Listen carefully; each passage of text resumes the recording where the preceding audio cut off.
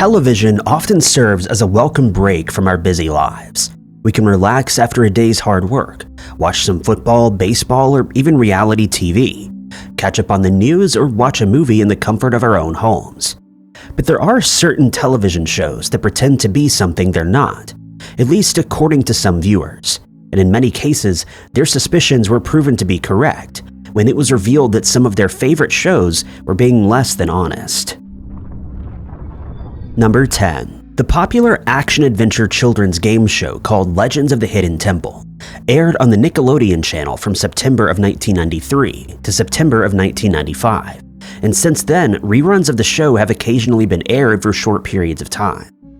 Hosted by Kirk Fogg, the premise of the show was that 6 teams of 2 members took part in 4 rounds of games in order to get to the Hidden Temple, where the winners would retrieve an ancient artifact. The teams were each given a color and an animal, which made up their team name, for example, the Red Monkeys or the Purple Parrots.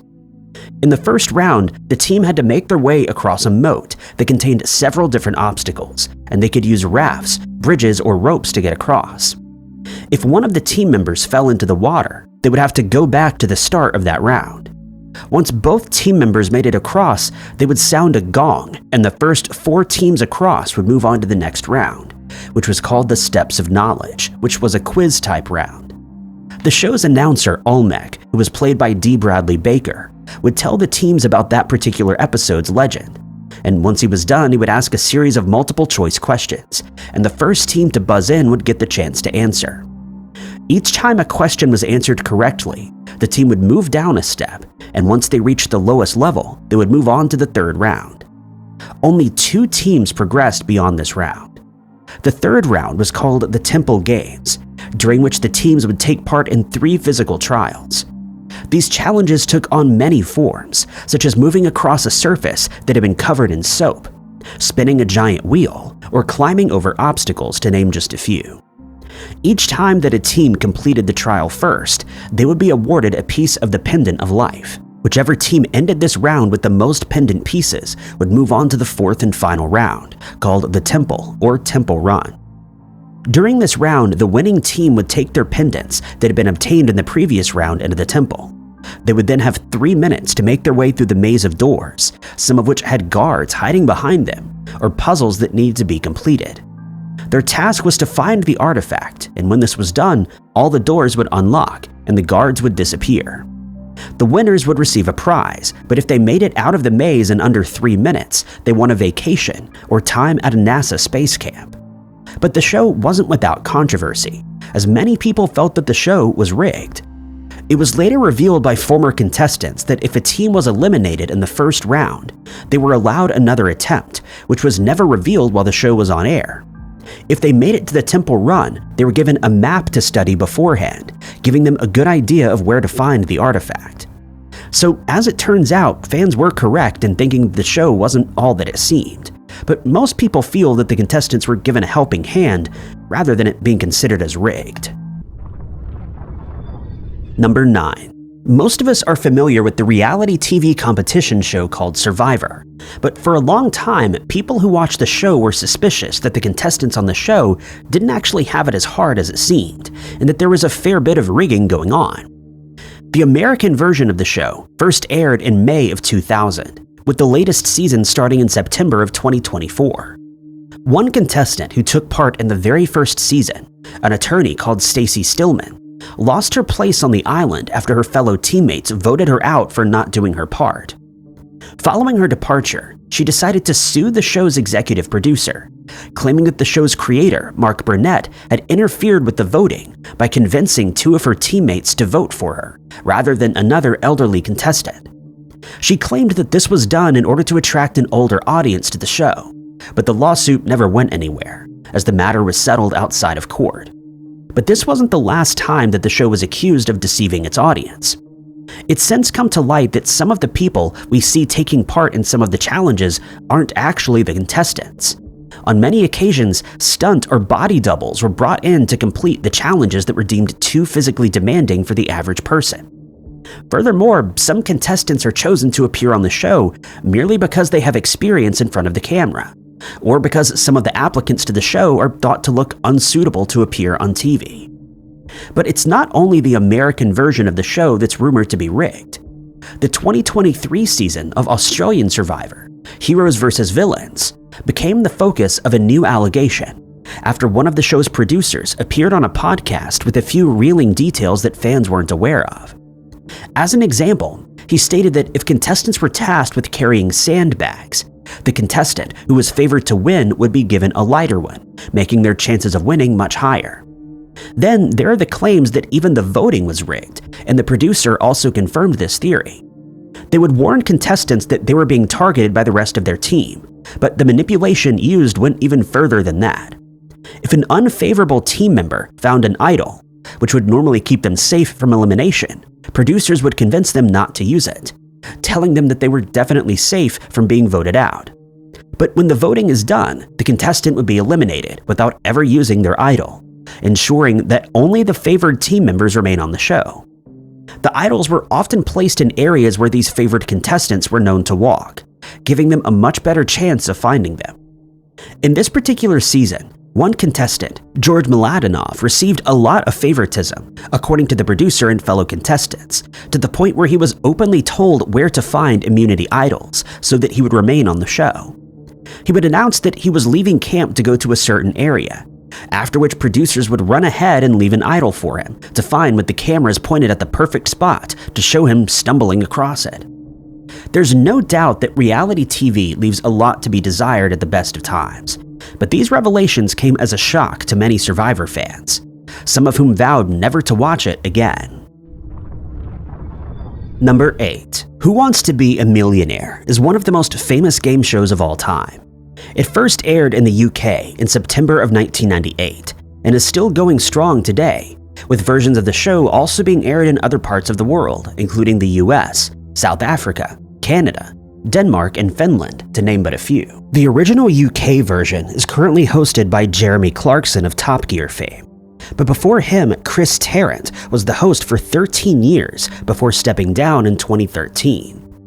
During his time as the host, the show saw one of the most controversial moments in British TV history, but luckily it was due to a contestant rather than the show being rigged.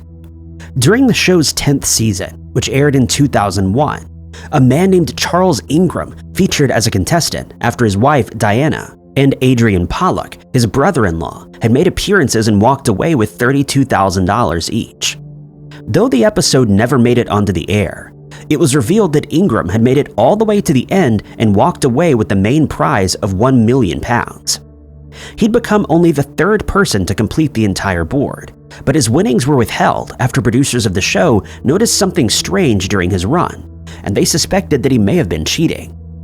During the first night of Ingram's run, he took a long pause before answering question number 5 correctly. For the next question, he used his Ask the Audience lifeline, and for question 7, he phoned a friend to get the correct answer. This left him with one 50-50 lifeline remaining when that night's recording came to an end. The production team already had suspicions by this stage, since Ingram had taken unnecessary risks and was playing the game in an unusual way. When each question was asked, he would take time to think, repeating all 4 options while doing so. On more than one occasion, he would state that he was leaning towards a certain answer before inexplicably choosing another as his final answer, which was then revealed to be correct. When asked about this later, he claimed that he was trying to create tension in the studio and that he knew the correct answer all along. He also claimed that this gave him the chance to think without being interrupted by Chris, the host. After the £1 million was won, Terrence called him the most amazing contestant that had ever appeared on the show. But Ingram's joy would be short-lived when he was told his check had been placed on hold.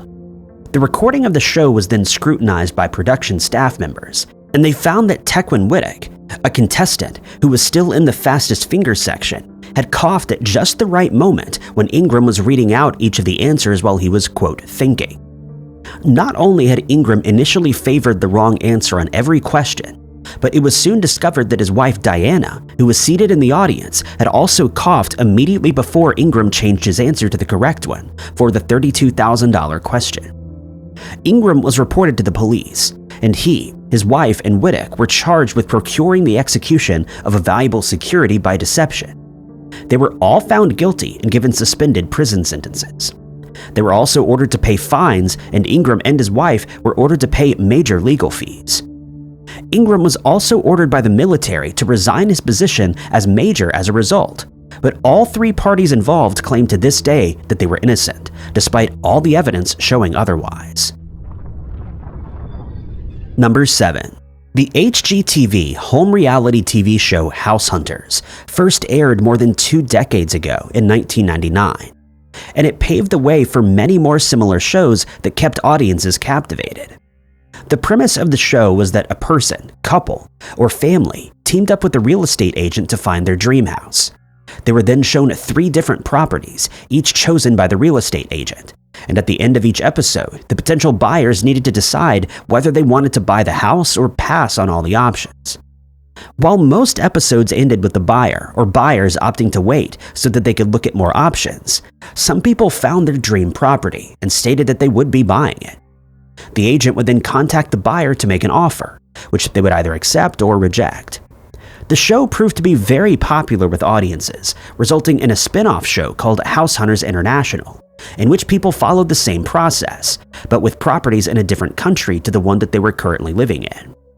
This meant that they had to get used to new cultures, cuisine, and quality of living, depending on the countries they were moving to and from, and in some cases, they decided to settle for a much more simple way of living than they were used to, so that they could live in their desired country. But many people had their doubts about whether everything in the show was as it seemed.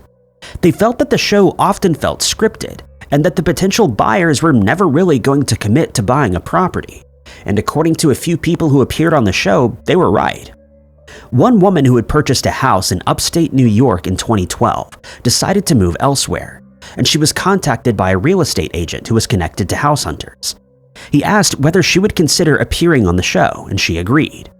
But before she was contacted by the production company, she had already found a new house and informed them of such. But they replied that they would simply show her 2 other houses in that same area, after which she could pretend to buy the house that she already owned. Another woman named Bobby Jensen stated that when she went on the show, she was told to pretend that her current house was too small for her and her family, and that they needed to find a bigger one, despite this being a lie. Another homeowner in Mexico was contacted by the show's producers, who asked if they could feature her house as one of the reject properties. But when the potential buyers arrived, she realized that the elderly couple that was supposed to appear on the show had been replaced by younger actors, since they wanted to appeal to a younger audience. Many of the people who did appear on the show only did so for the cash payment of $500 for local episodes and $1,500 for the international version. This was hardly worth it though, since they were required to take as much as a week off of work. Fans of the show have expressed disappointment at the show being revealed as fake, but they've also started to realize that this is the case with most reality TV shows. Number 6. Pawn Stars is one of the most successful and popular reality TV shows that's ever been made, and reruns of the episodes are still popular today, despite most people being aware that much of the show was prearranged. The pawn shop in question, called the Gold and Silver Pawn Shop, which is located in Las Vegas, Nevada, has the owner Rick Harrison, who opened the shop with his father back in 1989. Rick runs the shop with his father, his son Corey, and Corey's best friend, the unpredictable Chum Lee. Both Corey and Chum Lee have been in and around the shop since they were kids, and hence were able to learn how the shop's operations work while learning about rare and expensive items that came in and out via sellers and buyers. The show was massively successful, as it appealed to many audiences. It featured motorbikes, musical instruments, war and sports memorabilia and comic books, trading cards, toys, weapons, and even less common items such as airplanes and boats, many of which were acquired by the business. One criticism that the show regularly got was that Rick and the rest of his employees seemed to make very low offers on some of the items that were brought in to be sold, often resulting in the seller walking away in disbelief. But in later years, it received a lot of criticism for a different reason, when viewers discovered that much of the show was pre-planned and scripted, though many fans had their suspicions from the very get-go when the show first aired in 2009. As it turns out, the shop mostly functions as a tourist destination, rather than a legitimate pawn shop. This has led to the shop being expanded, and more staff members being employed.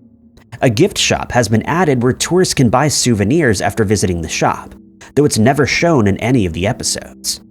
Though some items can be bought online, most of the items on display are only there to attract more tourists, since some of them are quite rare and worth a lot of money, sometimes being valued at over $1 million. It's estimated that only 1 in every 100 people who enter the shop intend on buying or selling anything, and even then, they're forced to contend with long lines of tourists hoping to catch a glimpse of the inside. There's also an option to pay $40, after which a visitor is allowed to go behind the scenes of the show and meet Rick. That is, if he's on site at the time, as it's also been revealed that the regular staff on the show are rarely there, and usually only spend time at the shop when filming is in progress. Many people who have visited the store say that they're taken aback when they walk inside, since the shop is much smaller than it's made out to be in the show. Furthermore, viewers became accustomed to seeing people shopping in the background while a deal is being done at one of the shop's counters. But it turns out that they're extras who are being paid to mingle in the background, since no customers are allowed inside while an episode is being filmed. The extras are told to act casually while avoiding eye contact with the cameras. And while the show isn't entirely scripted, the narrative for each negotiation is set out before filming is done, and often involves multiple takes, the best one then being chosen for the air. Number 5. When the show called Cash Cab first aired in December of 2005, it was seen as a revolutionary way of presenting a quiz show, since contestants were unsuspecting members of the public who hailed a cab in New York, but unbeknownst to them, the taxi was being driven by Ben Bailey. Once inside, he revealed his true identity and asked whether the passengers wanted to take part in a game show, and most people were more than willing, since they stood the chance to win a lot of money. The longer the cab ride, the more questions they could answer, which resulted in a bigger cash prize, as long as they answered correctly. If they got stuck on a particular question, they could call someone for help or ask a random person on the street. But if they got 3 questions wrong, they would lose all the money that they had built up. Bailey would pull the cab over to the curb and they'd be told to get out. If they reached their destination in time, the cab would pull over and they'd be asked if they'd like to go double or nothing, or walk away with the cash that they had already accrued. If contestants opted to go double or nothing, they would be shown a video and then asked 1 question about it, and if the answer was correct, they'd win double the money. If they got it wrong though, they'd be leaving empty-handed. The show quickly grew in popularity thanks to its quirky premise and likable host, but a few people who appeared as contestants have revealed that not everything viewers see is real. One pair of contestants, David Monk and his longtime girlfriend, Eliza Casas, had shared their experience with the cash cab, much to the dismay of the show's fans. At the time, Eliza showed and operated several vintage stores in New York, and on one occasion, David was visiting when someone from a show called When in Rome entered the shop, saying that he needed 2 real New York types to appear on a segment. But it would later be revealed that the show never existed, and that the questionnaire that they were asked to fill out was merely used to gauge their personality types. But they were still none the wiser, and a few days later, they were contacted and asked to host a segment on the fictional show, during which they'd be walking through a Barney's department store. When the day of the shoot arrived, they were told to wait for the production van on the corner of 17th Street and 6th Avenue. While waiting, someone from the show arrived and told them to get into a particular cab that would transport them to the store. But when they got in, lights started flashing, and they came to the realization that they were in the cash cab. Quite understandably, the pair was shocked, and Eliza let out an audible obscenity out of surprise, since she'd never seen Cash Cab, resulting in that section of the segment being redone with fake reactions. That's when the realization hit that they'd been tricked into appearing on a game show, rather than hosting a different show. But David knew that they could win a lot of money, and so he encouraged Eliza to go ahead with the filming. For the rest of the segment, Eliza can be seen staring out the window at times and coming across as rude, though she later explained that this was because she was so shocked and disappointed at the fact that they'd been deceived. The cab eventually arrived at Barney's after the pair had used a street shout-out and accrued $500 when they arrived. Bailey asked whether they wanted to go double or nothing, but they declined, as neither was in the best mood anymore.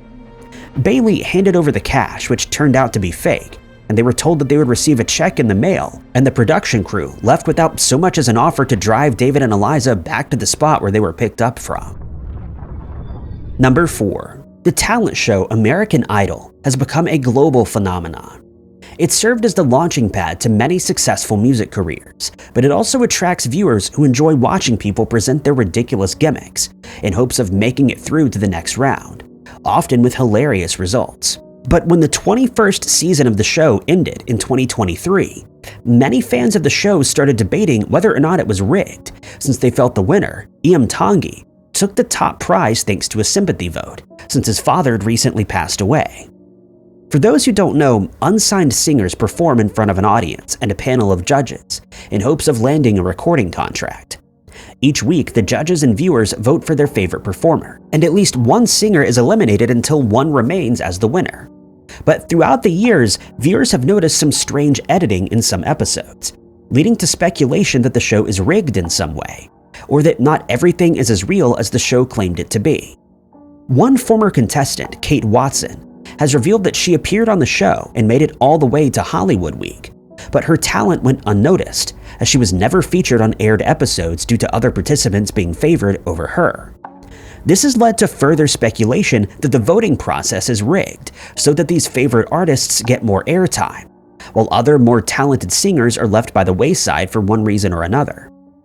During one season, Mariah Carey and Nicki Minaj, who were serving as judges, became embroiled in a row that certainly caused the show's ratings to increase. Carey later revealed that the rivalry was pushed by the show's producers, since it made for good reality TV and resulted in more people tuning in every week. While it seems to viewers as though first-time contestants arrive for filming with their chosen audition song well rehearsed, it's been revealed that this simply isn't the case. From 2008 onward, contestants are given a CD containing 50 songs beforehand, and they're forced to choose one of those tracks for their audition. Some contestants stated that they have original songs that they could perform, but they were then told that that's not allowed, and it's thought that this is done to avoid copyright issues, but that doesn't explain why original songs are not allowed, and most viewers believe that these songs are specifically chosen since they're already popular with viewers. Furthermore, the auditions we see on TV are by no means the singer's first auditions. Most singers never get to meet the judges, sing in front of the cameras, or even see the stage, since they first perform for producers, who then decide who's suitable to be on camera. Then there are the emotional backstories. Some contestants revealed that they've been through a really tough time, overcame a horrible disease, or lost a loved one, causing them to curry favor from the audience. One contestant stated that he had served in the military, but this was later found out to be a lie. It's also been revealed that these backstories are rarely fact-checked, especially when they're guaranteed to get an emotional response from the audience and viewers at home. It seems that what we see on American Idol needs to be taken with a grain of salt, though many people prefer to avoid the show after learning that much of it is faked. Number 3. The sitcom Good Times was a fan favorite during the 1970s. The show revolved around the Evans family, who lived in the housing projects in Chicago. They struggled financially, but stuck together as a family, and soon found a place in the hearts of the show's viewers. John Amos had already paved his own way as an actor by the time that he was asked to appear on the show, but it's here that he found true fame, since he played a likable character that was highlighted by his acting ability. He played the patriarch of the family, who often struggled to make ends meet, but who loved his family and would do anything to ensure that they were provided for in one way or another. Amos was one of the show's most popular characters for the first 3 of the 6 seasons. But then his character was suddenly killed off, having suffered a heart attack. This was a most unexpected turn of events, and viewers were left stunned. Though it did make for a very emotional and heartfelt episode when the family received news of his passing, and no doubt it added to the show's popularity. But many viewers felt that this was a drastic move, and before long they started speculating that Amos and the show's producers were at odds about the actor's contract, and that he was ultimately let go when they were unable to find common ground. And as revealed by Amos in a 2020 interview, they were correct in assuming that something more sinister was going on, though it didn't have anything to do with his contract. Amos stated that he was very happy working on the show, but that he often felt that the narrative missed the mark. He stated that all of the show's scriptwriters were Caucasian and had very little knowledge of what it was like living as a less fortunate African-American family, and he would often, on occasion, voice this opinion, admittedly in a less than professional manner. He also felt that the show was concentrating too heavily on its comedic elements. And while his criticisms were initially welcomed by production and writing staff, they soon tired of hearing his opinions, and tension had started to build. He often objected to certain narratives, stating that an African-American family would never do what the script suggested, or that they would never allow their children to take part in some of the activities that were aired. In some cases, he got into heated arguments that resulted in Amos challenging writers by inviting them to step outside, which he admits was less than tactful. Then, just before filming for the 4th season was set to start, he received a phone call, during which he was told that the show had been picked up for a further 24 episodes, but that his services would no longer be required. Fans were left disappointed, but Amos went on to enjoy a successful career and lucrative acting career regardless. Number 2. The Tonight Show has been extremely successful and popular with audiences since its inception in 1954. It's seen several well-known hosts throughout the decades, the first of which was Steve Allen, who filled that role for 3 years. He was succeeded by Jack Paar until 1962 when Johnny Carson took over. He was followed by Jay Leno, Conan O'Brien, and Jimmy Fallon, who serves as the current host. Leno was undoubtedly one of the more popular hosts, but it's come to light that he landed the role through less than honest means, a fact that's left many fans in disbelief. Johnny Carson was slated to step down as host in 1992, and it was immediately assumed by most people familiar with the late-night show that he would be replaced by David Letterman, since he seemed like the perfect substitute. But then it was announced that Leno would be the one behind the desk for the next few years, leading to much speculation that something strange had taken place, and that Letterman had been snubbed somehow. Letterman seemed like the perfect fit, as he had hosted Late Night with David Letterman since 1982. He was familiar with The Tonight Show's format and could seamlessly slip into the role of host, and yet he was never asked to take on that role. At the time, he was immensely popular with TV audiences, and most people were left completely baffled when it was announced that Leno would be the new host. Years later, one monologue writer with The Tonight Show made a few startling revelations about how this came to be. In a secret deal that was signed behind the scenes, Leno was guaranteed the spot as host as soon as Carson stepped down, and hence Letterman was never even considered, though he was never informed of this.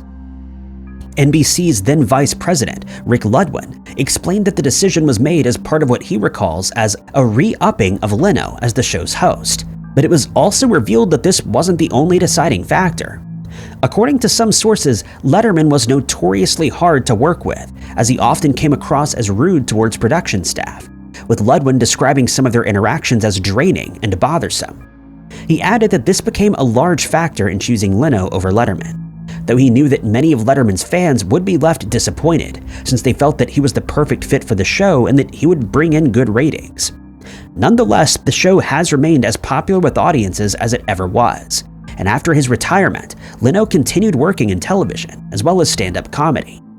He hosted Jay Leno's Garage, in which he discusses cars, bikes, and all things automotive with well-known guests, and as for Letterman, he currently hosts the talk show called My Next Guest, which has been well received. Number 1. It's no secret that viewers have had their suspicions about the authenticity of the dating show called The Bachelor, and its spin-off series The Bachelorette, since it was first shown on television in 2002. Nonetheless, it was proven to be immensely popular, as it aired its 28th season in 2024, proving that viewers have not yet had enough of it. Still, many continue to wonder whether the romances shown on the show are real, or whether it's all due to a carefully written script. One might go as far as to say that it isn't, but a few former contestants have revealed that there certainly is some manipulation going on behind the cameras, and that what viewers are presented with isn't always what it seems. Former hopefuls have stated that the main aim of the show is to make it as emotional as possible, since this draws in more viewers who wait with bated breath to see how the latest episode's drama unfolds. To do this, they use certain tactics to get the contestants to open up about their feelings. And according to one former producer of the show, Ben Hatta, the first step to doing this is to get contestants to trust the producer. 3 people who appeared on the show in the past, Brooks Forrester, Charlene Joint, and Chris Bukowski, claimed that they were often told what to say during some segments, specifically the popular confessional interviews.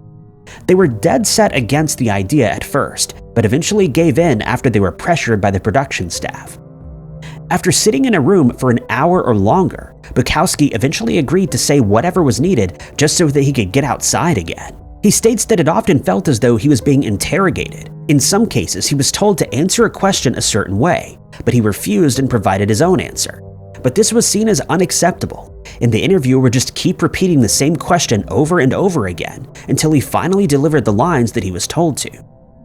But Bennett Jordan, a former contestant on The Bachelorette, has suggested that some of the contestants overreacted to this type of behavior. He feels that this is par for reality TV show production, and added that anyone who knows anything about reality TV is aware that it's all mostly fake, and that the contestants on The Bachelor should have been aware of this before appearing on the show. He feels that describing producers' behavior as manipulation is far-fetched, since it's their job to create an interesting and engaging narrative that'll result in audiences tuning in episode after episode. In fact, they're incentivized if they're successful at creating enough drama. Amy Kaufman, a reporter for the Los Angeles Times, is considered to be an expert on The Bachelor, and she's written a book called Bachelor Nation, which includes many off-camera secrets that viewers are unaware of. She states that one of the show's former executive producers, Scott Jeffress, used to keep a roll of $100 bills in his pocket, and anyone on the crew who could manipulate any of the contestants into crying would be given $100 as an incentive. She also revealed that producers used a process called frankenbiting, during which different sound bites are pasted together to create a sentence or phrase, making it seem as though a contestant has spoken it when they hadn't. Producers also play a part in which contestants are eliminated, ensuring that only the ones that make it good for TV are kept in the show, ensuring better ratings. Thank you guys so much for watching. If you liked this video, be sure to hit that like button. Also, don't forget to subscribe and click that notification bell to keep up to date with all of our future uploads. But my name is Ty Knotts, and I'll catch you guys in the next video.